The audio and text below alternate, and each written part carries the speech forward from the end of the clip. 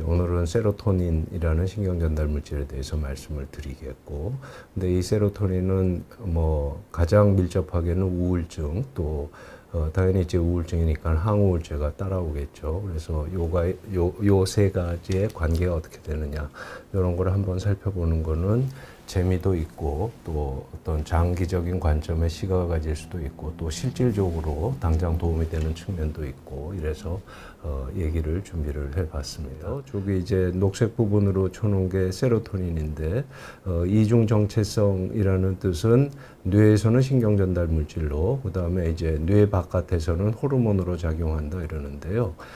세로토닌의 경우는 압도적으로 뇌보다는 이 위장관에 많이 위장관에 90%가 존재하고요.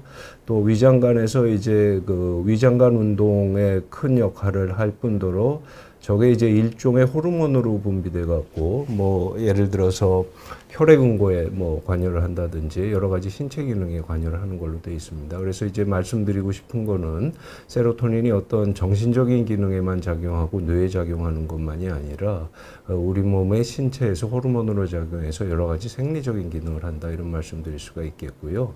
거기서 이제 조금만 더해서 얘기를 하자면은 사실은 어떤 정신적인 기능이랑 생리적인 기능이 서로 밀접하게 관련되는 거지, 우리 생각처럼 이렇게 딱 떨어지는 건 아니다, 이런 말씀입니다. 근데 이제 페리페리 쪽에 있는 호르몬으로서의 세로토닌은 오늘의 주제는 아니고요. 사실은 소화기내과 선생님들도 많이 관심 갖고 있는 분야기는 합니다. 저게 이제 노르에프네프린, 세로토닌, 도파민의 경로에 대한 그림인데요. 여러분들 뭐 차이점 열심히 찾아보려고 그래도 저 그림에서는 차이점이 없습니다. 그래서 크게 봐서는 저 뇌간이라는 데서 이제 뉴런이 시작돼 갖고 각각이 이제 그 신경 말단에서 세로토닌, 노르에프네프린, 도파민을 분비한다, 이렇게 되는데요.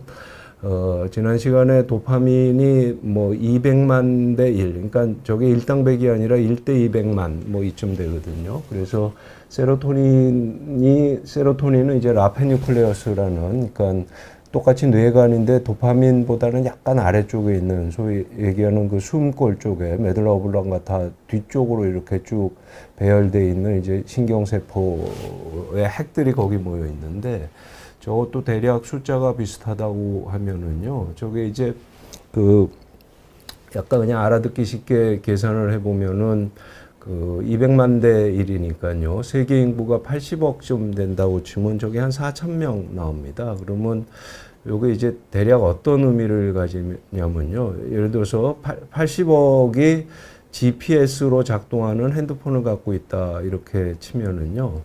4,000명이 세로토닌을 분비하고, 그 다음에 나머지 80억에서 4,000명을 뺀 그 전 인구가 세로토닌 뉴런이 분비하는 세로토닌 신호를 수신한다, 뭐 이쯤 얘기가 되는 거거든요. 그러니까 저게 뭐 조금 우리의 일상생활에서 상상하기 어려운 정도의 스케일이 되는 거죠. 근데 이제 여기서 한 가지 조금 더 말씀드리자면, 그러면 이제 그 세로토닌 신호를 분비하는 그 4,000명의 사람들은 독자적으로 자체 발광을 하느냐, 그러면 사실은 그건 아닙니다. 그러니까 GPS를 통해서 신호를 받고 어떤 정보를 다른 사람들에게 전달을 해준다, 이런 역할을 하는 거거든요. 그래서 뭐 이건 사실은 개념적으로 중요한 문제 같아서, 저거는 이제 세로토닌뿐만 아니라 도파민, 노르에프네프린도 다 적용되는 문제지만 조금 어려운 개념일 수 있지만 요거를 염두에 두시면 뒤에 얘기할 것들을 좀 훨씬 수월하게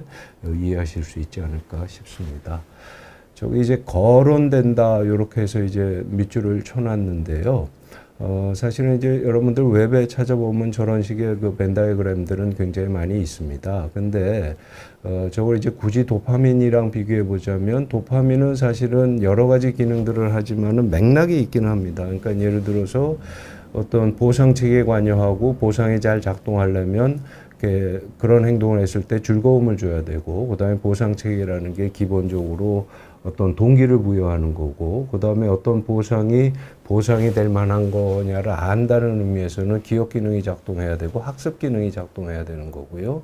그 다음에 이제 굉장히 중요한 얘기인데, 사실은 동물이 동물이고 신경계가 발달한 이유가 잘 움직이기 위해서 존재하는 거니까 사실은 사람의 멘탈, 그 어떤 정신적인 기능이랑 움직이는 것 자체가 생각보다 밀접한 관계를 갖고 있는 거고, 그게 이제 노벨상 수상자가 했던 말이라는 말씀을 지난 시간에 드렸잖아요. 그러니까 사실은 얼핏 봐서는 다 각각인 것 같은데, 도파민 같은 경우는 그냥 우리의 상식으로 좀 묶이는 부분이 있는데요. 세로토닌 같은 경우는 좀 안 묶입니다. 그래서 저 오른쪽에 이제 써놓은 거는 이제 위키피디아에 있는 내용들을 이제 조금 적어놓은 건데, 각성 중에서 이제 조용한 각성이다. 저거는 이제 노에프네프린 같은 걸 뭐 좀 시끄러운 각성이다. 좀 이렇게 우당탕탕하는 각성이다. 뭐 이런 뉘앙스 같은 게 있고요. 그다음에 사회적 위계는 저게 이제 바데카제라든지 버빗 원숭이라든지 이런 데서 연구가 많이 됐는데, 저거는 이제 사회적으로 높은 위치에 올라갈수록 세로토닌이 올라가고, 낮은 위치에 올라갈수록, 낮은 위치로 떨어질수록 세로토닌이 떨어지고, 또는 옥토파민이라는 게 분비돼 갖고 각각의 사회적 위치에 맞게 행동을 하도록 하는 역할을 한다. 이렇게 주장이 있고요. 그다음에 이제 오케스트라주의자라고 그러는데, 사실은 지휘자 한 명이 200만 명을 지휘할 수는 없는 거니까 비유로서는 오케스트라주의자라기보다는 어떤 뭐라고 그래야 되나요? 어떤 비밀 에이전트라고 그래야 되나요? 전체적인 분위기를 확 변동시킬 수 있는 별동부대라고 그래야 되나? 뭐 이런 정도의 의미가 있고요. 그 다음에 웹 찾아보시면 저런 글은 많이 나오는데, 세로토닌이 많이 분비되면은 그 소위 중요히 작용하는 근육들, 그래서 이제 척추 근육이 우뚝 서고, 그 다음에 안면 근육도 사실은 중요히 작용하니까요. 얼굴 표정이 생생해진다. 그래서 또 뒤집어서 얘기하면은 일부러라도 자세를 바로 하고 표정을 바로 하도록 하면 세로토닌이 분비된다.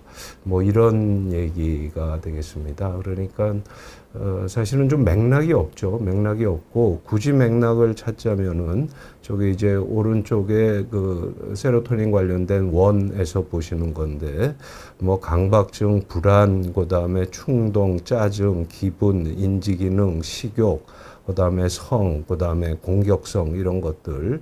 그러니까 조금 생리적인 기능에 치중돼 있고, 그렇지만 어느 하나로 묶을 수 없는, 그러니까 굳이 맥락을 따지냐면 우리의 기본적인 생존 기능에 관여하는 물질이다. 일반적으로 동화적 수준에서 세로토닌에 대한 어떤 일반 대중의 인식은 뇌에 좋은 생체 물질이다. 그다음에 전구 물질이 트립토판이니까는 뇌 영양제로 쓸 수 있지 않겠느냐, 이렇게 되고요. 근데 이제 어쨌든 실질적으로 SSRI라는 용어는 이제 뭐 거의 좀 일반적인 용어가 되듯이 많은 분들이 알고 있고요. 또 이 항우울제는 많이 처방되고 또 많이 사용되고 많은 분들한테 도움을 주고 있는 반면에, 또 한편 실제로 환자분들 많이 뵙고 이제 얘기를 들어보면 항우울제에 대한 뿌리 깊은 우려, 또 경우에 따라서는 반감, 이런 것도 있는 것도 사실입니다. 그래서 오늘 거기에 대해서도 기회가 되는 대로 좀 말씀을 드려보자 하고요. 그래서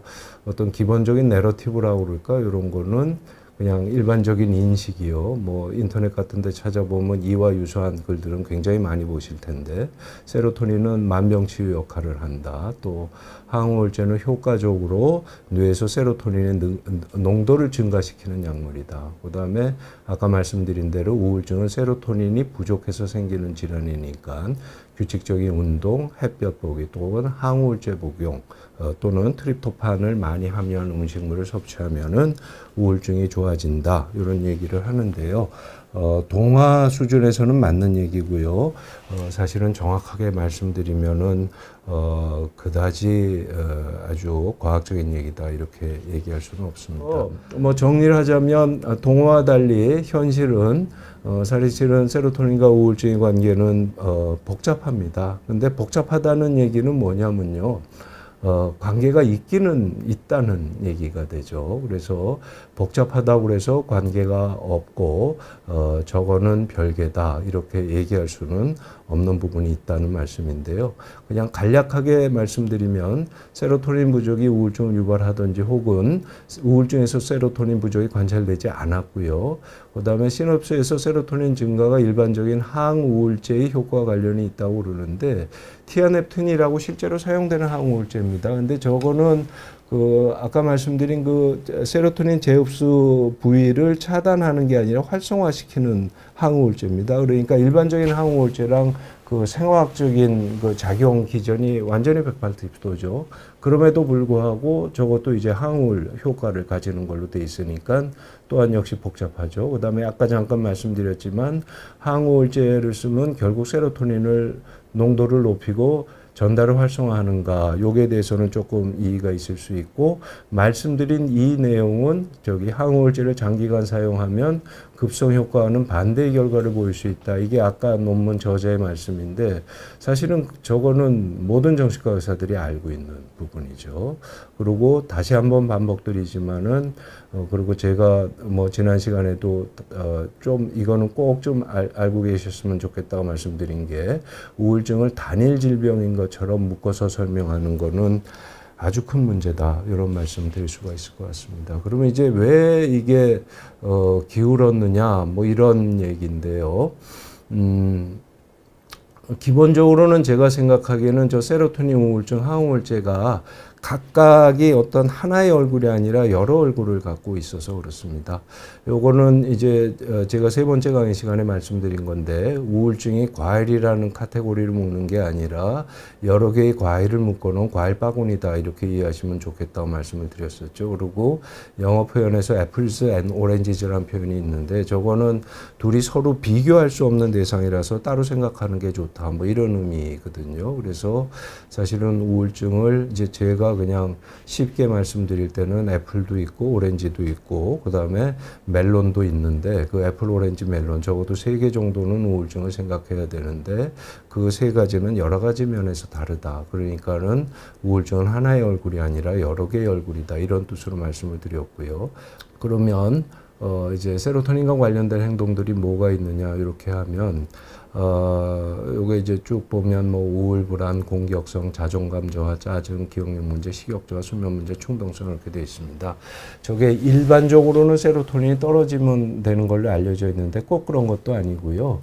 세로토닌이 올라가도 생기는 부분이 있을 수 있고요. 오늘 시간이 없어서 아마 말씀을 못 드릴 것 같은데 예를 들어서 항우울제를 썼을 때 그러니까 세로토닌의 신경 전달 과정을 변동시키는 물질이 있을 때 살이 찌느냐 살이 빠지느냐 이런 것도요. 그냥 한마디로 말씀드리면 중추신경안에서는 세로토닌이 그러니까 식욕을 억제하는 걸로 작동하고요. 그 다음에 페리페리에서는 말초에서는 저게 이제 갈색 신경세포, 브라운 아디포스 티슈라는 게 있는데 그게 사실은 열을 방출하는 세포거든요. 그래서 어떤 부분에서는 에너지를 낭비하는 거지만 실제로 기능은 열을 막 반사해서 추위에도 견딜 수 있도록 하고요. 그 다음에 이제 에너지를 열로 방출하니까 체중이 늘지 않게 하는 거죠. 그래서 근데 이제 세로토닌이 말초에서는 브라운 티슈, 아디포스 티슈 활성을 저해하는 걸로 되어 있습니다. 그렇게 되다 보니까 거기서는 또 이제 체중이 이제 증가하는 쪽으로 작동하게 되죠. 그러니까 똑같은 세로토닌이 부위에 따라서 다른 쪽으로 작동하게 되고요.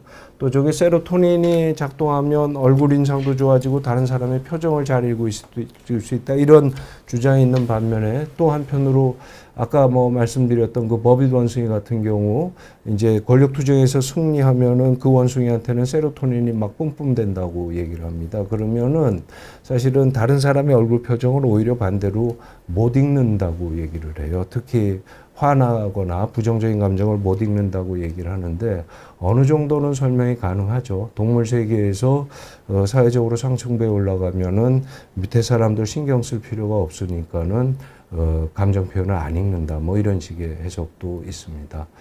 그 다음에 저기 이제 페로몬의 역할을 한다 이러는데요. 저거는 사실은 조금 생각해 보면 호르몬이라는 게 세포와 세포 사이에 신호를 전달하는 거잖아요. 그런데 페로몬이라는 거 이제 개체와 개체 사이에 신호를 전달해서 이제 단체 생활을 가능하도록 하는 거, 혹은 뭐 암컷이 수컷을 유혹한다든지 수컷이 암컷을 유혹한다든지 뭐 이런 데 쓰는 물질인데, 저게 이제 다세포 생물, 식물, 동물 같은 것들이 결국은 단세포 생물에서 시작한 거니까 저게 보기에 따라서는 호르몬의 연장입니다. 그러니까 그런 측면에서 세로토닌이 어떤 페로몬의 역할을 한다 그래서 이상할 건 없죠. 그러니까 오랫동안 그 어떤 생명 활동에 관여된 물질이라면 굉장히 다양한 행동에 작동을 할 거다, 이런 말씀을 드릴 수가 있습니다. 그래서 정리를 하자면 세로토닌이라는 게 항우울제로만 그냥 단순 무식하게 1대1 매치되는 건 아니다. 하지만 또 굉장히 관련이 돼 있다, 이런 말씀 드릴 수가 있을 것 같죠. 그래서 요거는 그냥 제 식대로 요약을 하면 그냥 크게 그냥 뭐 집에 가져갈 메시지라고 할까요? 이런 거는 사실은 세로토닌의 역할은 굉장히 플레이오트로픽해서 확립되어 있지는 않지만, 그냥 우리가 실용적으로 이해할 때는 세로토닌이 너무 과다하지만 않다면 기분을 안정시키고 스트레스 조절하는 데 역할을 한다, 이런 얘기가 되고요. 그 다음에 항우울제가 세로토닌을 올리는지는 확실하지 않지만 경험적으로 거의 많은 정신과 의사들이 동의하지만 기분을 안정시키고 항우울 효과가 있고 또 스트레스 조절의 역할을 합니다. 그래서 어떤 관점에서는 항우울제가 항우울 효과를 가진다기보다는 스트레스를 조절하는 역할을 하는 거가 아닌가, 이런 식으로 생각을 하면 더 잘 이해되는 부분이 있고요. 그다음에 제가 그 우울증 진단 얘기할 때 말씀드렸지만 우울증을 세 가지 카테고리로 나눌 때 두 번째 정도로 얘기할 수 있는 거는 어떤 스트레스성 우울증이 조금 심하지 않은 형태의 우울증의 형태랑 비슷하다, 이런 말씀 드릴 수가 있을 것 같습니다. 오른쪽은 세포내 신호 전달이라고 해서 저거 저렇게 그림 하나로 나타났지만 저거 자체가 학문 분야고요. 인트라셀룰러 시그널 트랜덕션 그러면 두꺼운 책 한 권입니다. 근데 거기에 이제 뭐 그냥 흔히 보이는 그림 하나를 가져왔는데요. 저거는 이제 무슨 얘기냐면 아까 투수랑 포수가 공바퀴 놀이를 한 건 요 세포 표면에서, 뉴런의 표면에서 일어난 일이고, 실제로 행동이 변화시키는 건 여기서 한 게 이제 굉장히 복잡한 네트워크를 통해서 해관으로 들어가고요.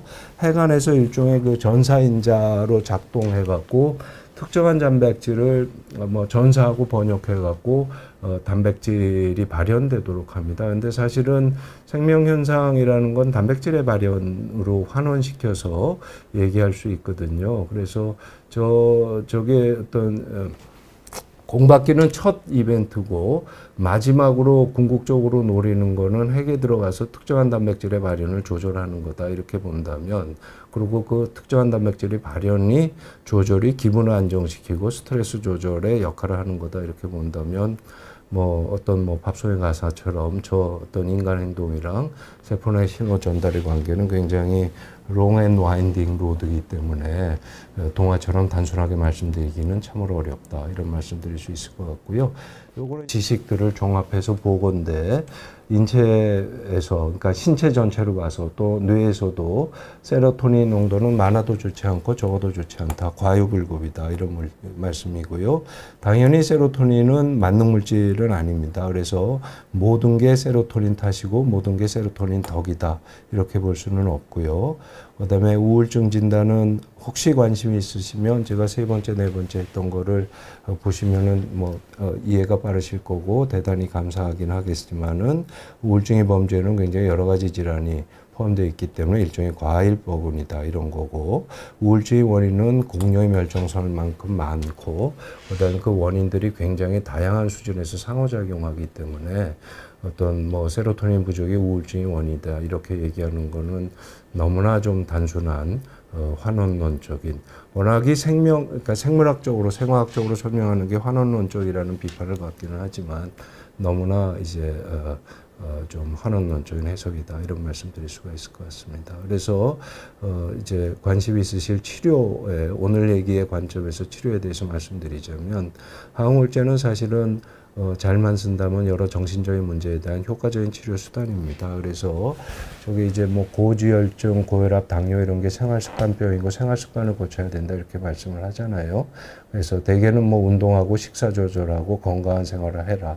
맞습니다. 근데 저게 일정 수준을 넘어가면 그런 생활 습관 교정만으로는 안 되고 약을 써야 되잖아요. 근데 이제 약간 병마다 이제 차등이 있어서 고지혈증 같은 경우는 아무리 열심히 운동을 해도 고지혈증을 고치기가 힘드니까 약을 먹어야 된다. 이런 얘기가 되고요. 당뇨도 당연히 심하면 약을 먹어야 되고 그다음에 생활습관 조절도 해야 되지만 그 양쪽을 해도 쉽지는 않다. 뭐 이런 말씀을 드릴 수가 있을 것 같습니다.